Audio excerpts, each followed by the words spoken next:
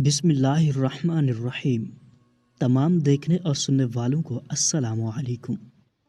एक बहुत बड़े बुजुर्ग गुजरे हैं, शाह बकीउद्दीन इब्न मुखल्लद।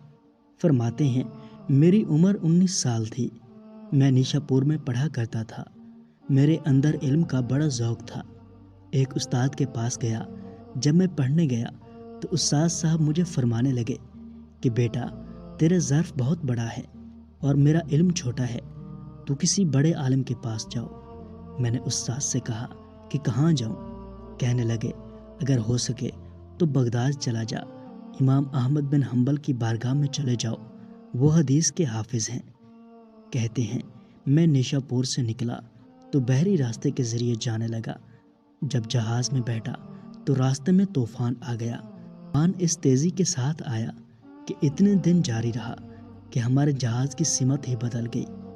गोया जाना इधर था तो जहाज़ का मुंह उधर हो गया। फरमाते हैं, जाके किसी किनारे पर हम उतरे।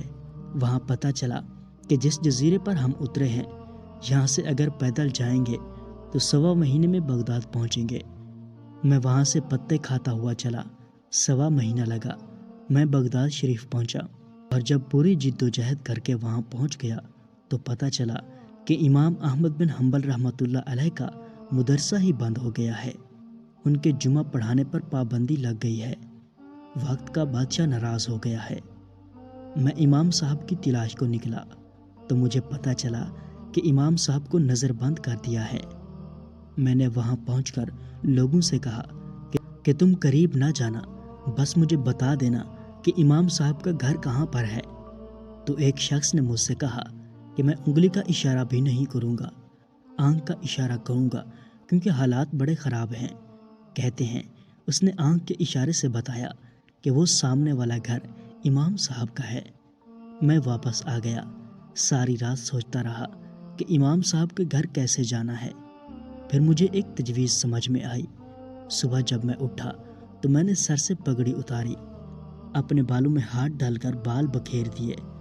फिर मैंने अपनी कमीज़ को थोड़ा सा एक जगह से फाड़ा, थोड़ा सा दूसरी जगह से, टखनों के करीब से फाड़ा और थोड़ी सी तहमत को भी फाड़ा। हाथ में मैंने कासा पकड़ा। पुराने कपड़े पहनकर बगदाद की गलियों में कभी इधर कभी उधर फिरता रहा। चलते चलते अल्लाह के नाम पर दे दो के नारे लगाता हुआ मैं इमाम साहब के घर पहुंचा। वहाँ सिपाही खड़े थे। मैंने उनसे कहा, अल्लाह के नाम पर कुछ दे दो। उन्होंने मेरे कासे में एक एक दिनार डाला। आगे इमाम अहमद बिन हंबल का दरवाज़ा आया तो दरवाजे पर खड़े होकर मैंने कहा, अल्लाह के नाम पर कुछ दे दो। मेरा जोश ही बदल गया। इमाम साहब ने दरवाज़ा खोला। खूबसूरत अमामा और खूबसूरत चेहरा। उनका चेहरा देखा तो मेरे आंसू निकल गए। इमाम साहब ने जब एक दिनार मेरे प्याले में डाला तो मैं रो पड़ा। मैंने कहा, बगदाद के बादशाह, मेरे महबूब के इल्म के वारिस, मैं भीख मांगने नहीं आया, मैं तो हुजूर सल्लल्लाहु अलैहि वसल्लम की हदीस सुनने आया हूँ। आपने मुझे खैरात नहीं देनी, बस मुझे एक हदीस पढ़ा दिया करें।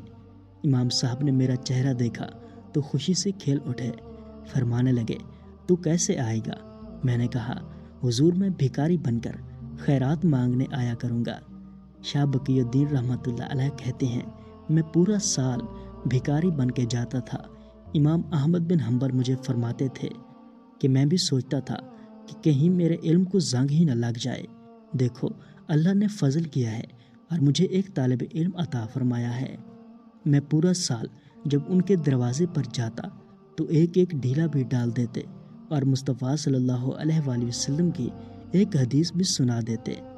हमारे पढ़ने का अंदाज़ ये था कि उस्ताद पहले अमामा बांधते थे, जुब्बा पहनते थे और इस कैद और नज़रबंदी के आलम में जब वो नबी पाक सल्लल्लाहु अलैहि वसल्लम की हदीस सुनाते तो उनकी आंखें आंसू से भर जाती। वो रोते हुए तड़पते हुए हदीस सुनाते और मैं भी इसी दर्द से वो बात वसूल करता।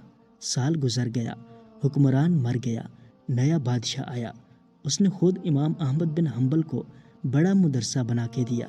उसने बड़े जामे मस्जिद में इमाम साहब के खुतबा जुमा का बंदोबस्त किया। हज़ारों तालिब इल्म कई मुल्कों से इमाम साहब के दरवाजे पर आकर बैठने लगे। जब मैं भी पहुंचा तो इमाम साहब फरमाने लगे, तू ज़रा आगे आ जा। میں آگے آیا تو فرمانے لگے تمہیں بھی دیتا ہوں، تمہیں بھی پڑھاؤں گا، مرتے دم تک پڑھاؤں گا۔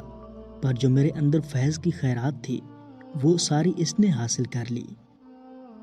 پیارے دوستو، اگر آپ اسلامک ویڈیوز دیکھنا چاہتے ہیں تو اسلام کا سفر یوٹیوب چینل ضرور سبسکرائب کریں۔ شکریہ۔